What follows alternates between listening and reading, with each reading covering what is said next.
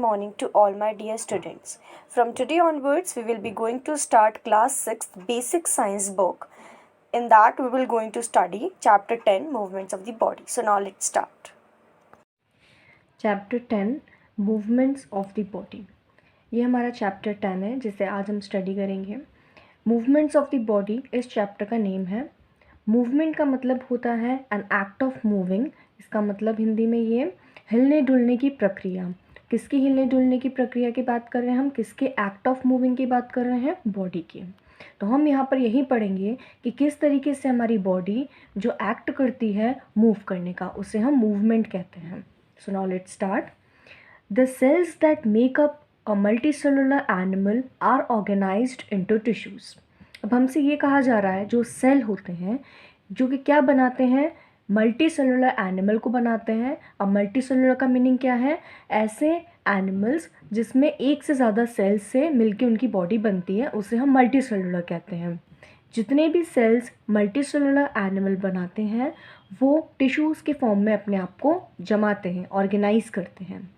Tissues क्या होते हैं? ये ग्रुप ऑफ सेल्स होते हैं।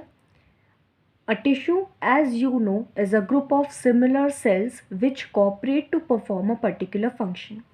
जो टिश्यू होते हैं, जैसा मैंने आपको बताया, ये ग्रुप ऑफ सेल्स होते हैं। यहाँ पे एक से ज़्यादा सेल्स का ग्रुपिंग फॉलो करते हैं, ये उनका ग्रुप ही होता है जिसे हम टिश्यू बोलते हैं। जैसा आपको पता है कि ये एक जैसे सेल्स का ग्रुप होता है, इसमें जितने भी सेल्स होंगे टिश्यू में वो सारे सेम होंगे, जो आपस में मतलब मेल मिलाप करके कोऑपरेट करके क्या परफॉर्म करते हैं? किसी भी पर्टिकुलर फंक्शन, मतलब किसी भी एक फंक्शन को, एक काम को परफॉर्म करते हैं। Many tissues are group together to form an organ. और जब कभी भी एक से ज़्यादा ग्रुप ऑफ सेल्स मतलब टिश्यूज़ आपस में ग्रुप बनाते हैं तो उसे हम कहते हैं ऑर्गन। और ऑर्गन किससे बनता है? ग्रुप ऑफ टिश्यूज़ से। और टिश्यूज़ किससे बनता है? ग्रुप ऑफ सेल्स से। They work together to help the organ perform its function. अब ये जो हम बात कर रहे हैं, क्या करते हैं? ये सेल्स आपस में वर्क करते हैं और किसी भी ऑर्गन के लिए क्या बनाते हैं? टिश्यू बनाते हैं। और फिर जो ऑर्गन रहेगा वो किसी भी पर्टिकुलर फंक्शन को परफॉर्म करेगा। A group of organs which work together to help the body perform a life function is called an organ system. और जब कभी भी एक से ज़्यादा ऑर्गन्स का ग्रुप मिलके क्या करता है? बॉडी के किसी भी पर्टिकुलर फंक्शन को, लाइफ के फंक्शन को, लाइफ की प्रोसेस को परफॉर्म करता है तो उसे हम ऑर्गन सिस्टम कहते हैं। 3 organ systems help us move the different parts of our body. यहाँ पर हम पर्टिकुलरली 3 ऑर्गन सिस्टम के बारे में जानते हैं जो मदद करते हैं कि हमारी बॉडी के अलग अलग पार्ट्स जो हैं वो किस तरीके से मूव करते हैं। First is the muscular system, second nervous system, third skeletal system. अब मस्कुलर सिस्टम क्या होता है? ये ऐसा सिस्टम होता है जिसे हम कह सकते हैं कि ये हमारे मसल से कनेक्टेड होता है। अब मसल को हिंदी में हम बोलते हैं मांसपेशियों से संबंधित। तो मस्कुलर सिस्टम मतलब कनेक्टेड विथ मसल्स, मांसपेशियों से संबंधित। सेकंड हमारा नर्वस सिस्टम, ये नर्व से रिलेटेड होगा क्योंकि नसों से संबंधित है। तो nervous system connected with the nerves of the body, ये हमारी बॉडी में जो नसें होती हैं उनसे कनेक्टेड बनता है एक सिस्टम जिसे हम नर्वस सिस्टम कहते हैं।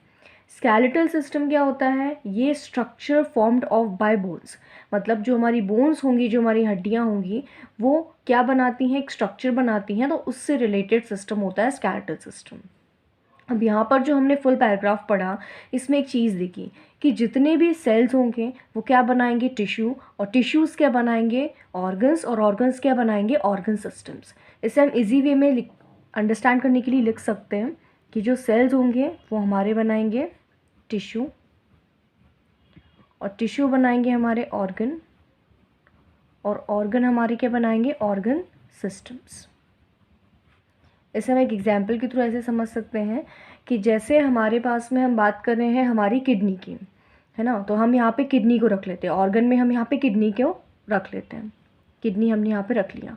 अब किडनी के अंदर जितने भी ग्रुप ऑफ सेल्स होंगे वो ग्रुप ऑफ सेल्स बने हैं इंडिविजुअल सेल्स से। तो यहाँ पे किडनी क्या कहलाएगी? हमारी ऑर्गन। और उस किडनी के जो टिश्यू होंगे वो ग्रुप ऑफ सेल्स कहलाएंगे। और इंडिविजुअली बात करें, अकेले अकेले इंडिविजुअल सेल्स की बात करें तो उसे हम किडनी के सेल्स कहेंगे।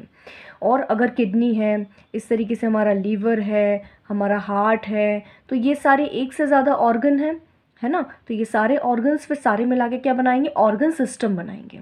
Next, the muscular system consist of muscles. अब हम यहाँ पर किसकी बात करेंगे, मस्कुलर सिस्टम की, हमारे मांसपेशियों से संबंधित जो हमारा सिस्टम है उसकी बात करेंगे। तो यहाँ पे मस्कुलर सिस्टम में आपको मसल्स देखने को मिलेंगे।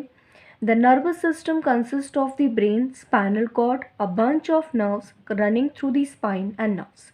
जब हम नर्वस सिस्टम की बात करते हैं तो हमने बात की कि नर्वस सिस्टम मतलब जो नसों से संबंधित हमारे सिस्टम होता है बॉडी में, उसकी connected with the nerves of the body. तो इसमें आपको ब्रेन मिलेगा, हमारा स्पाइनल कॉर्ड मिलेगी, स्पाइनल कॉर्ड को हम रीढ़ की हड्डी बोलते हैं, तो ये मिलेगी आपको, इसको हम वर्टिबल कॉलम भी बोलते हैं और इसे हम बैकबोन भी बोलते हैं।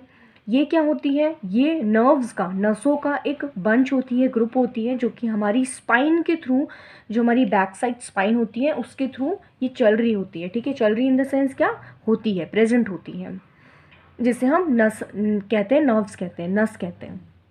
It coordinates the working of all the other systems. जितने भी सिस्टम्स हमारे बॉडी में होते हैं उन सभी के साथ में ये कोऑर्डिनेशन बना के काम करती है। In this chapter we will discuss only the skeletal system in detail. इस चैप्टर में हम क्या डिस्कस करने वाले हैं कि स्केलेटल सिस्टम क्या होता है। स्केलेटल सिस्टम मतलब क्या, हड्डियों का जो बना हुआ सिस्टम होता है, हड्डियों से जो बना सिस्टम है हमारी बॉडी में, वो क्या होता है। The skeletal system, the human skeletal और skeletal system is made up of 206 bones. जो ह्यूमन स्केलेटन होता है, हम लोग ह्यूमन बींग्स हैं, हमारा जो स्केलेटन है, हमारा जो स्केलेटल सिस्टम है, जो हड्डियों से बना हुआ ढांचा है, वो कितने बोन्स से मिलके बना है, कितनी हड्डियों से मिलके बना है, 206 बोन्स से मिलके बना है। A baby has 300 bones in all. अगर हम छोटे बच्चे की बात करें, बिल्कुल छोटे बच्चे की, तो उसमें 300 बोन्स होते हैं। But as it grows some of the bones fuse together. But जैसे जैसे बच्चे की ग्रोथ होती है, जैसे जैसे उसकी एज बढ़ती है, ग्रोथ होता है, उसमें डेवलपमेंट होता है उसकी बॉडी में, तो ये जो बोन्स होते हैं जो कि 300 थे, जैसा हमने यहाँ पे देखा, वो 206 होने लग जाते हैं। मतलब बोन्स जो है आपस में एक से ज़्यादा थे, अब वो फ्यूज़ होने लग जाएंगे आपस में और बिगर बोन बनाने लग जाएंगे, जॉइन होने लग जाएंगे। Before we learn more about bones and the joints, हम क्या करें, ये पढ़ने से पहले कि बोन्स क्या होते हैं, जॉइंट्स क्या होते हैं। बोन्स मतलब हमने समझा हड्डियाँ, जॉइंट्स मतलब जो जोड़ होते हैं वो क्या होते हैं, where they are joint together. जहाँ पे बोन्स जॉइंट होते हैं मतलब जुड़ते हैं, उसे हम कहते हैं जॉइंट टुगेदर या फिर जॉइंट होना। Let us take look at the functions of the skeleton system. तो अब हम क्या करते हैं, स्केलेटल सिस्टम की कुछ फंक्शंस को देखते हैं। Before we proceed to the skeletal system, सबसे पहले हम ये स्ट्रक्चर है इसको हम समझ लेते हैं। This is the skull. The skull protects the brain. What is the function of skull, इस स्कल का क्या फंक्शन होता है, ये हमारे ब्रेन को प्रोटेक्ट करने का काम करता है। Next, bones of the arm help us move them. यहाँ पर जो बोन्स आपको दिख रही हैं ये हमारे हाथ की, हैंड की बोन्स हैं, आर्म बोलते हैं हम, आर्म बोन्स, ये हमें मूव करने में हेल्प करती हैं। Bones of the hip help us sit, stand and walk. यहाँ पर जो हमारा हिप पोर्शन है ये हमें बैठने में मदद करता है, हमें खड़े रहने में मदद करता है, हमें वॉक करने में मदद करता है, जो बोन्स है यहाँ पे वो। Ribs form a cage to protect the lungs and heart. यहाँ पे आपको पसलियाँ दिखेंगी, ये जो रिब्स हैं ये कुछ नहीं है, ये पसलियाँ हैं, ये केज बनाती हैं, एक जाल की तरह स्ट्रक्चर बनाती हैं, एक पिंजरे की तरह, और ये प्रोटेक्ट करती हैं, सुरक्षा करती हैं हमारे लंग्स की और हमारे हार्ट की, हमारे फेफड़ों की और हमारे दिल की। Next here, bones of the vertebral column. Vertebral column again हमने पढ़ा था, रीढ़ की हड्डी, spinal cord, backbone, help us bend and support the body. ये हमारी बॉडी को झुकने में मदद करती है और सपोर्ट करती है हमारी बॉडी को, यहाँ पर जो बोन्स होती हैं वर्टिबल कॉलम में। Next, small bones that make the wrist and fingers mobile. Mobile का मतलब होता है मूव करने में हेल्प करना। रिस्ट मतलब जहाँ पे आप आपकी वॉच घड़ी बांधते हो उसको आप रिस्ट बोलते हो, तभी तो आप उसे रिस्ट वॉच बोलते हो। जो हमारी रिस्ट है, जो हमारी फिंगर्स हैं, इनकी जो छोटी छोटी बोन्स होती हैं ये हमें मदद करती हैं मूव करने में। नेक्स्ट, यहाँ पर जो आपको दिख रहा है ये क्या है, bones of the leg help us walk. Small jointed bones of the feet and ankle. जो हमारे पैर में आप देखोगे कि जो हमारा फीट होगा, ये नीचे का जो पोर्शन होता है इसे हम फीट बोलते हैं, ये एंकल होता है जहाँ पे जॉइंट का स्ट्रक्चर होता है। यहाँ पे छोटे छोटे जॉइंटेड बोन्स, जॉइंट हो रहा है मतलब यहाँ पे आपकी बोन्स आपस में जुड़ रही हैं, तो छोटे छोटे जॉइंटेड बोन्स होंगे फीट के और एंकल के, जो आपको मदद करेंगे for standing. This was all about the skeletal system. Now come to the functions. Functions मतलब क्या क्या ये काम करते हैं, इन्हें हम functions कहते हैं. The bones of our body act as a framework or give it shape. जितने भी हमारी बॉडी में बोन्स होते हैं, जो हड्डियाँ होती हैं, ये शेप देने का काम करती हैं, ये आउटर स्ट्रक्चर बनाने का काम करती हैं हमारी बॉडी को. Without bones our body would be shapeless mass. अगर हमारी बॉडी में बोन्स नहीं होंगे तो हमारी जो बॉडी होगी वो एक इस तरीके के स्ट्रक्चर की होगी जिसका कोई शेप नहीं है, जिसे हम शेपलेस मास की तरह प्रिटेंड कर सकते हैं. शेपलेस मास हम ऐसा समझ सकते हैं, कोई ऐसी चीज़ जिसमें आप बिल्कुल उसको एज अ स्ट्रक्चर समझ लो जिसका कोई शेप ही नहीं है. Just like a jelly. Say like the body of snail. यहाँ पे हमको एक एग्जाम्पल के थ्रू बताया गया जिस तरीके से आप स्नेल की बॉडी को देखते हो, जिसे हम घोंघा बोलते हैं, उसकी बॉडी को जब आप देखते हो तो उसका स्ट्रक्चर शेपलेस होता है. The bones give a body support like the pillars of a building. जो हमारे बोन्स होते हैं ये हमारी बॉडी को सपोर्ट देते हैं. कैसे? जिस तरीके से बिल्डिंग में सपोर्ट करने का काम कौन देता है? पिलर्स. पिलर्स होते हैं बिल्डिंग में, वो सपोर्ट करने का काम करते हैं उसको. और the frame over which an ideal maker makes an ideal. Ideal maker मतलब जो लोग मूर्ति बनाने का काम करते हैं, तो मूर्ति बनाने वाले क्या करते हैं कि उनके पास में सांचा होता है, फ्रेम होती है, उसी में वो दूसरी अपनी जो मिट्टी वगैरह होती है या जो भी जिस भी चीज़ से वो आइडियल बनाते हैं अपना, उसमें उसे रखते हैं जिससे उसको शेप मिल जाए, या बाद में उसे वो हटा देते हैं. तो उससे क्या फ्रेम वर्क प्रोवाइड करते हैं उसको, जिससे हम ideal maker makes an ideal यहाँ पे दिया हुआ है. The bones also protect delicate internal organs. जो हमारी बोन्स होती हैं, जो हमारी हड्डियाँ होती हैं, वो जितनी भी डेलिकेट मतलब होता है नाजुक, हमारे जो इंटरनल इनसाइड बॉडी जो हमारे ऑर्गन्स प्रेजेंट होते हैं बहुत नाजुक होते हैं, उनको प्रोटेक्ट करने का भी बोन्स काम करती हैं. For example the skull protects the brain. जिस तरीके से हमारा स्कल मतलब क्या, हमारा जो हेड का अपर साइड पोर्शन होता है उसे हम स्कल बोलते हैं, वो हमारे ब्रेन को प्रोटेक्ट करता है. Which lies inside it. हमारा ब्रेन क्या होता है, स्कल के अंदर प्रेजेंट होता है. And the ribs protect the heart and lungs. जिस तरीके से हमने स्केलेटल सिस्टम का डायग्राम देखा था, उसमें ये देखा था कि जो हार्ट होता है, जो हमारा दिल होता है, जो हमारे फेफड़े होते हैं, उनको रिब्स प्रोटेक्ट करने का काम करती है. रिब्स क्या होती हैं? ये पसलियाँ होती हैं, ठीक है, ये केज बनाती हैं, कि पिंजरे जैसा स्ट्रक्चर बनाती हैं. The third function of the bones is to help us move. Third function जो हमारे बोन का होता है वो ये होता है कि हमें मूव करने में मदद करता है, हमारा मूवमेंट शो करने में हेल्प करता है.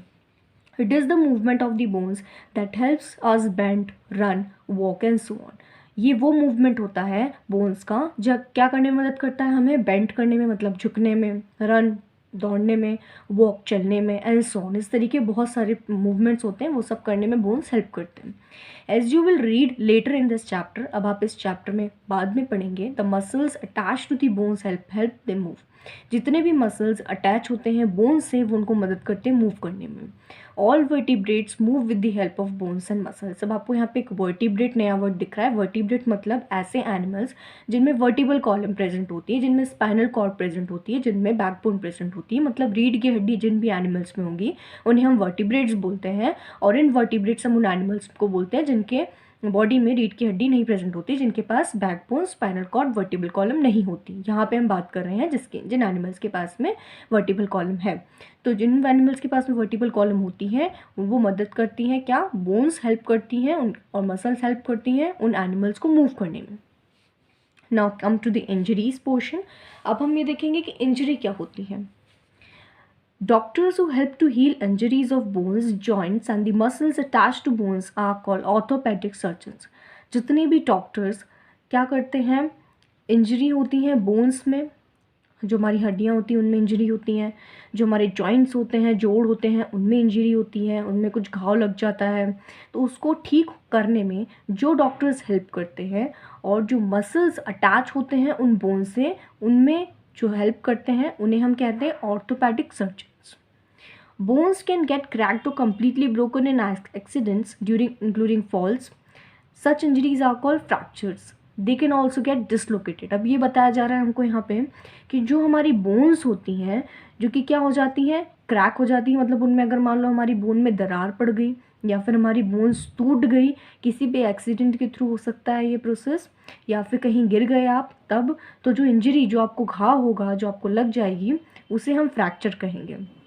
यहाँ पर डिसलोकेशन हो सकता है। डिसलोकेशन मतलब होता है कि आपका जो बोन होगा वो अपनी जगह से थोड़ा सा डिस्प्लेस हो जाएगा, थोड़ा सा खिसक जाएगा और move from the natural position, अपनी नेचुरल पोजीशन जो उसकी एक्चुअल में पोजीशन थी उससे थोड़ा सा मूव कर जाएगा।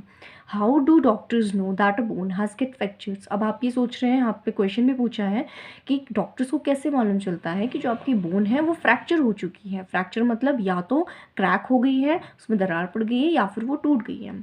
Bye taking an xray image of the bone, तो डॉक्टर्स क्या करते हैं, एक्सरे इमेज लेते हैं बोन का, तो जो आपकी हड्डी है उसका क्या लेंगे, एक्सरे इमेज लेंगे। Depending on the kind of injury वो ये देखेंगे किस तरीके से आप गिरे, आपकी इंजरी किस तरीके से हुई, आपको कैसे लगी है।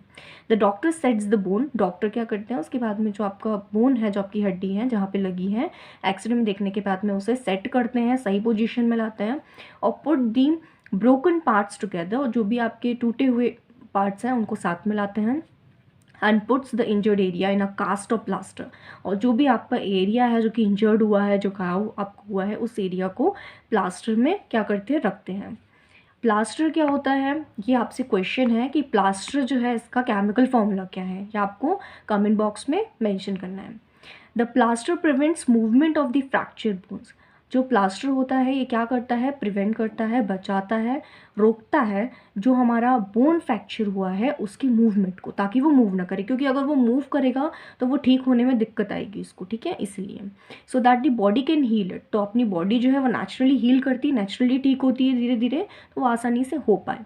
The break in the bone is healed slowly by the addition of a new tissue, क्या होता है, जो बोन होता है, जो टूटा हुआ बोन है वो धीरे धीरे ठीक होने लग जाता है, क्योंकि नए टिश्यू, नया ग्रुप ऑफ सेल्स वहाँ पे ऐड होने लग जाता है।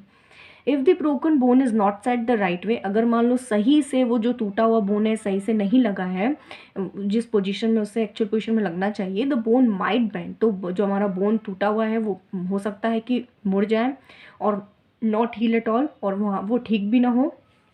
नेचुरली जो हम बोल रहे हैं कि जो टिश्यू बनेगा वो उस तरीके से हो जाएगा ठीक, लेकिन वो नहीं हो।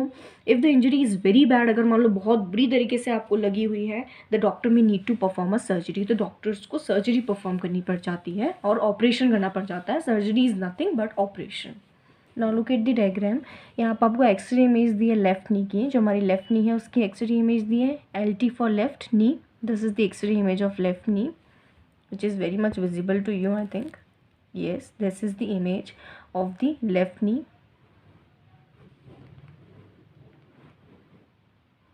X-ray image of left knee. An injury to a muscle attached to a bone is called sprain. अगर मान लो आपकी जो हड्डी है, जो आपकी मसल है, उसमें इंजरी हो जाती है, उसमें कुछ घाव हो जाता है उस मसल में जो कि हमारी बोन से अटैच है, तो उसे हम स्प्रेन कहते हैं। Sprain can be very painful, बहुत ज़्यादा दर्द होता है स्प्रेन में। And the area can become swollen, और जो एरिया होता है जहाँ पर स्प्रेन हुआ होता है वहाँ पे सूज जाता है, सूजन आ जाती है। Sometimes the doctor puts a crepe bandage around the area to prevent further strain to the muscle. कभी कभी क्या करते हैं डॉक्टर्स, क्रीप बैंडेज को लगा देते हैं उस एरिया में जहाँ पर स्ट्रेन मसल में आया हुआ है। अब क्रीप बैंडेज क्या होती है, तो क्रीप बैंडेज एक कॉटन की बनी हुई बैंडेज होती है जिससे बहुत ज़्यादा आराम मिलता है उस एरिया को, जहाँ उस मसल्स को हम कह सकते हैं जहाँ पर स्प्रेन आया हुआ है।